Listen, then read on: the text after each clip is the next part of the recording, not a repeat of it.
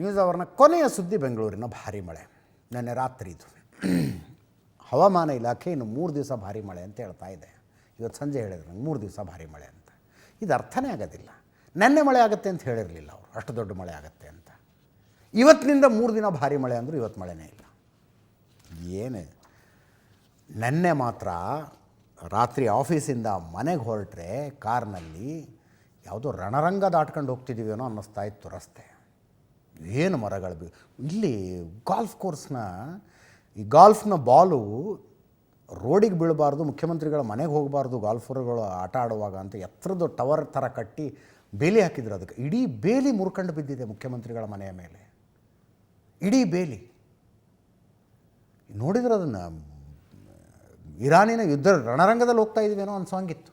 889 ಮರಗಳ ನೆನ್ನೆ ಬಿದ್ದಿದ್ದು ಬೆಂಗಳೂರಿನ ತುಂಬ. 400 ಚಿಲ್ಲರೆ ಕೊಂಬೆಗಳು ಬಿದ್ದಿದ್ದಾವೆ. ಆ ಬೌರಿಂಗ್ ಹಾಸ್ಪಿಟಲ್ ಕಾಂಪೌಂಡ್ ಬಿದ್ದು 7 ಜನ ಒಂದೇ ಕಡೆ, ಮಕ್ಕಳು ಸೇರಿದಂಗೆ ಒಟ್ಟು 10 ಜನ ನೆನ್ನೆ 10 ಜನ ನೆನ್ನೆ ಸಾವಾಗಿತ್ತು. ಇದನ್ನು ನೋಡಿದಾಗ ಒಂದು ಸಲ ಅನಿಸೋದು, ಪ್ರತಿ ಸಲವೂ ಅನ್ನಿಸುತ್ತೆ. ಇಂಥ ದೊಡ್ಡ ಊರು ಬೆಂಗಳೂರು ಮಳೆಗಾಲಕ್ಕೆ ಪ್ರಿಪೇರೇ ಆಗೋದಿಲ್ಲ ನೋಡಿ, ಪ್ರಿಪೇರೇ ಆಗೋದಿಲ್ಲ.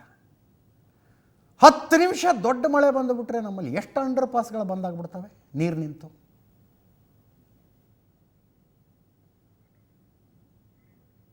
ನೋಡಿ ಅಲ್ಲಿ ನೆನ್ನೆ ಮಾಗಡಿ ರೋಡಲ್ಲಿ ಇದು ಬೆತ್ತು.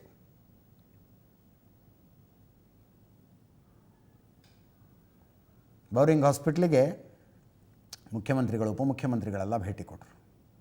ಅನ್ಯಾಯ ರೀ ಅದು ಪಾಪ. ಬೌರಿಂಗ್ ಹಾಸ್ಪಿಟಲ್ ಫುಟ್ಪಾತ್ ಮೇಲೆ ತಾಡ್ಪಾಲ್ ಕಟ್ಕೊಂಡು ಕೆಳಗೆ ವ್ಯಾಪಾರ ಮಾಡ್ತಿರ್ತಾರೆ. ಇವ್ರು ಪಾಪ ಹೋಗಿದ್ದ ಜನ ಮಳೆ ಬರ್ತಾ ಇದೆ ಒದ್ದೆ ಆಗಬಾರ್ದು ಅಂತ ತಾಡ್ಪಾಲ್ ಕೆಳಗೆ ನಿಂತ್ಕೊಂಡ್ರೆ ಕಾಂಪೌಂಡ್ ಬಿದ್ದುಬಿಡೋದು ಅವ್ರ ಮೇಲೆ. ಮುಖ್ಯಮಂತ್ರಿಗಳ ಖಡಕ್ ಎಚ್ಚರಿಕೆ ಕೊಟ್ಟಿದ್ದಾರಂತೆ. 2 GB ಅದವರು ಸಸ್ಪೆಂಡ್ ಮಾಡಿದ್ದಾರೆ ನೋಡಿ. ಏನು ಮಾಡೋದು, ಎಲ್ಲ ಆದಮೇಲೆ ಸಸ್ಪೆಂಡ್ ಮಾಡಿದರೆ ಏನು ಪ್ರಯೋಜನ.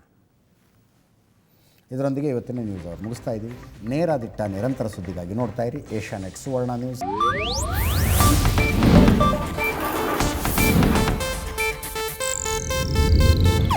ಇದು ಏಷ್ಯಾನೆಟ್ ನ್ಯೂಸ್ ನೆಟ್ವರ್ಕ್ ಪ್ರಸ್ತುತಿ.